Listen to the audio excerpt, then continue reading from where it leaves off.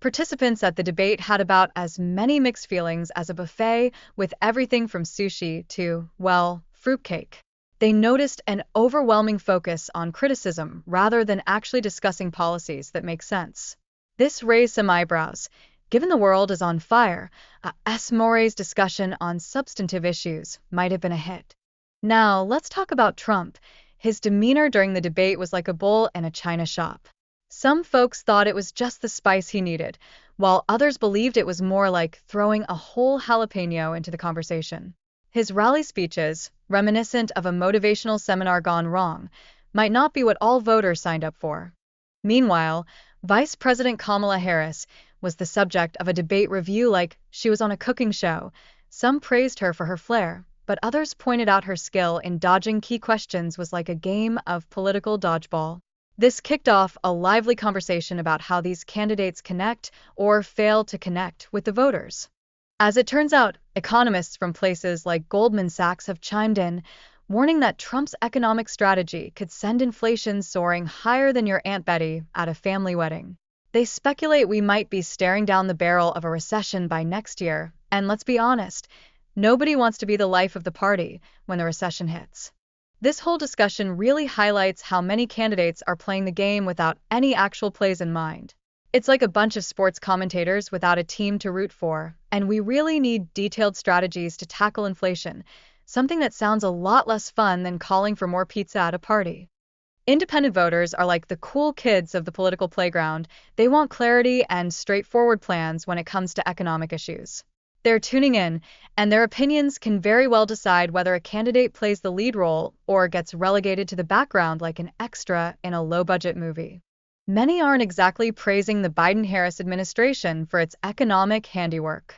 It's like they'd prefer a return to Trump-era tactics, which complicates Harris's game plan faster than trying to remember what you ordered in a fancy restaurant.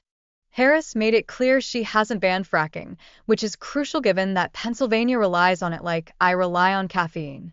This response is vital as she must navigate the economic landscape without losing her footing or her credibility, even if nobody's judging her for needing a little support.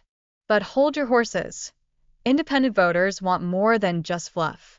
They crave detailed discussions about policies and accountability, especially as they see Harris change her positions more often than I change my Netflix show preferences.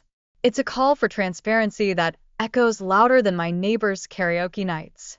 As we dive deeper, the conversation takes a turn towards socioeconomic struggles and education, linking them to rising crime rates. It seems clear that effective policies addressing these issues are needed more than a snooze button on Monday morning. And what about Kamala Harris's connection with minority voters? Well, that's under scrutiny, as she needs clear stances on crime-related issues to build rapport. It's like trying to explain the plot of an abstract movie. If people don't understand your intentions, they'll likely swipe left. Looking at the contrast between Harris and Trump is like comparing apples and oranges. If those fruits had political aspirations, there's a strong case for all politicians to engage directly with their communities so they actually know what people want, instead of just guessing like a game of charades. The conversation around government dependency raises a few eyebrows, especially concerning the Latino communities, who might feel trapped in a cycle. It's one thing for folks to feel victimized, but nobody wants to be the punchline of a long-winded societal joke. And now, here comes the kicker.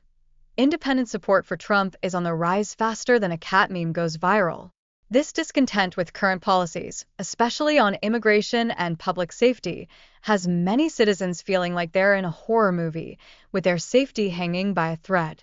Cities like New York are feeling the pinch from the migrant crisis, and local leaders are recognizing that it could be a taxpayer-financed disaster waiting to happen. There's always that slight concern that community dynamics could be twisted like a pretzel in a funhouse. And speaking of ripples, the impact of the repeal of Roe v. Wade is examined, particularly regarding Alabama's Supreme Court. It's a reminder that federal changes can trickle down like water from a leaky roof, affecting every state in one way or another. Trump has some roasting critiques for Harris, pointing out her alleged failures to tackle border control and job creation. This opens a can of political accountability worms that nobody wants to spill all over their suits. The way political narratives get framed is crucial. Trump is busy spotlighting Harris's unfulfilled promises, as if he's running a reality show. It just goes to show that effective communication really is the name of the game if one wants to avoid a one-way ticket back home. As the conversation continues, it emphasizes the difference between the vice president's vague responses and a speaker's clear examples of achievements. Accountability in leadership is as important as knowing where the nearest restroom is at the office party. The struggle to provide specific examples of positive changes sounds a lot like my attempts to diet, full of promises but lacking actual results. This is crucial as election season approaches, and candidates need to tighten their game. As we wrap things up, one can only ponder the political consequences by November 5th if the vice president can't tackle these pressing issues effectively. It's like waiting for the final season of your favorite show, anticipation mixed with a little anxiety.